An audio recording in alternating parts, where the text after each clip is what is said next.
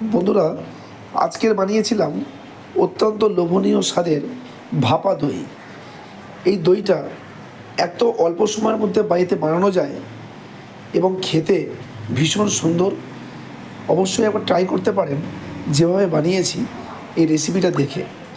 তো প্রথমেই একটা কাঁচের বোল নিয়ে তারপরে একটা স্ট্রেনারে বাজার থেকে কিনে আনা টক দই আমি একটু জল ঝরিয়ে দেব আধ ঘন্টার জন্য।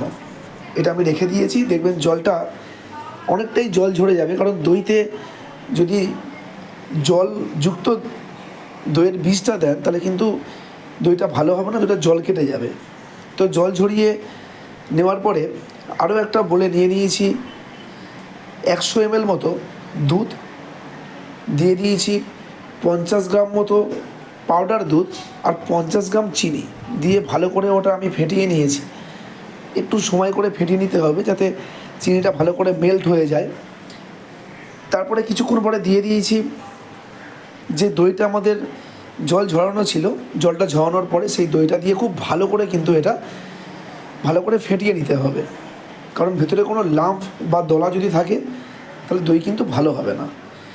তারপরে দেখুন ঠিক এইভাবেই একটা মাটির হাঁড়িতে ফেটানো দইটা আমি দিয়ে দেবো পরপর। দিয়ে দেওয়ার পরে ওতে ছড়িয়ে দেবো আমি একটু পেস্তা গ্রেট করে দিয়েছি। এটা অপশনাল, এটা আপনারা দিতেও পারেন না দিতেও পারেন, কিন্তু পেস্তা দিলে দেখতে সুন্দর হয়, খেতেও ভালো লাগে। তো একটু পেস্তা দিয়ে দেওয়ার পরে এটা আমি রেডি করতে সরাসরি চলে যাব আমি ওভেনে। একটা গ্যাসের ওভেনে আমি নিয়ে নিয়েছি একটা পাত্র, তাতে জল দিয়েছি। জল দেওয়ার পরে তারপরে একটা স্ট্যান্ড বসিয়ে এটা স্টিম করতে দেবো আমি। দেখুন ভালো করে ফয়েল দিয়ে আমি ঢাকা দিয়ে এটা স্টিম করব 20 থেকে 25 মিনিট কিন্তু কুক করলেই এই দইটা কিন্তু রেডি হয়ে যাবে। সচরাচর দই কিন্তু আমরা যেভাবে ঘরে পাতি, দই পাতার পরে 8 থেকে 10 ঘন্টা ওয়েট করতে হয়, কিন্তু এটা চটজলদি বাড়িতে কোনো অতিথি এসে গেলে আপনারা বানিয়ে খাওয়াতে পারেন। অতুলনীয় স্বাদের এই রেসিপি অবশ্যই বাড়িতে করুন এবং কমেন্ট করে আমাকে জানান যে কেমন লাগলো। দেখুন ঠিক এইভাবেই এটা আমি কুক করব 15 থেকে 20 মিনিট। কুক করার পরে ঠান্ডা করে এটা আমি 2 ঘন্টার জন্য ফ্রিজে রেখে দিয়েছিলাম, কারণ ফ্রিজে রাখলে কিন্তু দইটা সেট হয়ে যাবে। ডিপ ফ্রিজে নয়, নর্মাল ফ্রিজে রাখবেন, ডিপে না।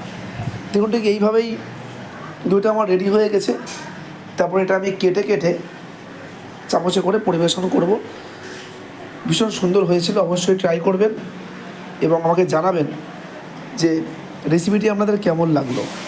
সাথে সাথে সবুজের রান্নাঘর এই চ্যানেলটা লাইক করবেন, শেয়ার করবেন, কমেন্ট করবেন আর আমাকে আরও ভালো ভালো ভিডিও দিতে উৎসাহিত করবেন। ভালো থাকবেন।